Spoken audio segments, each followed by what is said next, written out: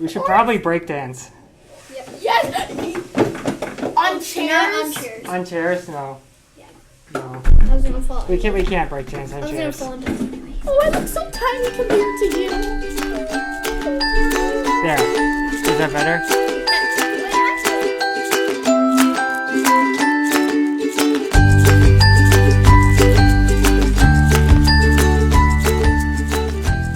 I recently was scanning through a book that has been sitting on my bookshelf for a while. And it's a book by an author named Andy Crouch. And the book is entitled Playing God. And as I picked up this book and was scanning through it, I ran across a line that really got me thinking. And this is what Andy wrote in this book. He wrote, "Power is for flourishing.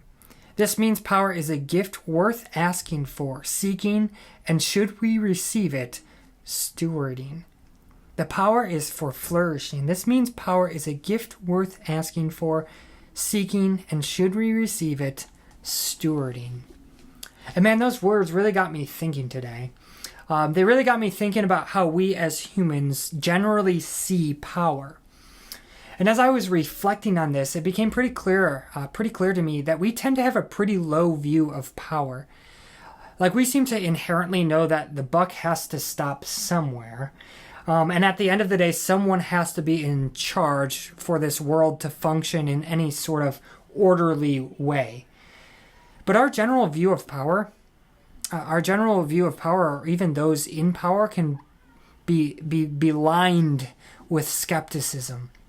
When it comes down to it, many of us believe in that age-old adage that power corrupts, and that we have to do everything we can to guard ourselves from having too much power, or at the very least, we have to prevent someone else from getting too much power. And while I agree that power can be quite seductive and destructive, what this author, Andy Crouch, does is he helps us reflect on a godly understanding of power. And he reminds us that having power and authority is not inherently evil. It's not an inherently evil thing. In fact, God builds this into creation. He builds power and authority into creation.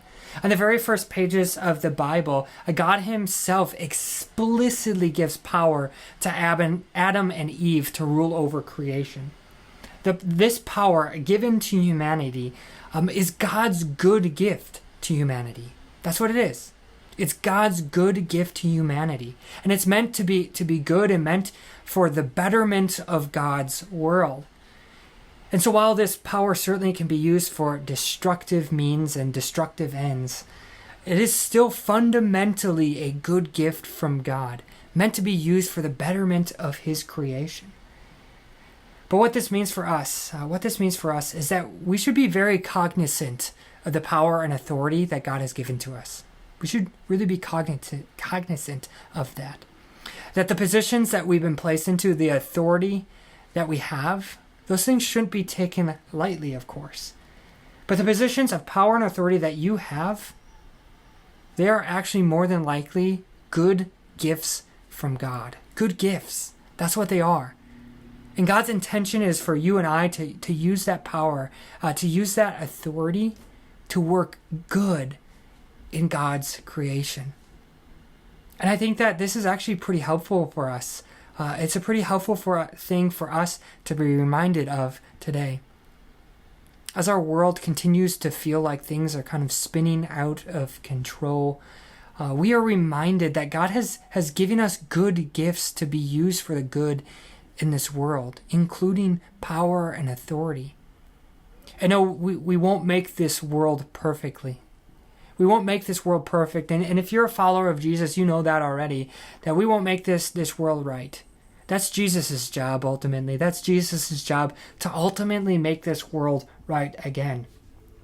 But as we live in this world, as we live here, we certainly can partake. We can partake with Jesus in working towards good in God's creation. And it is so good to be with you today. I'm so looking forward to seeing you again, and have a great week.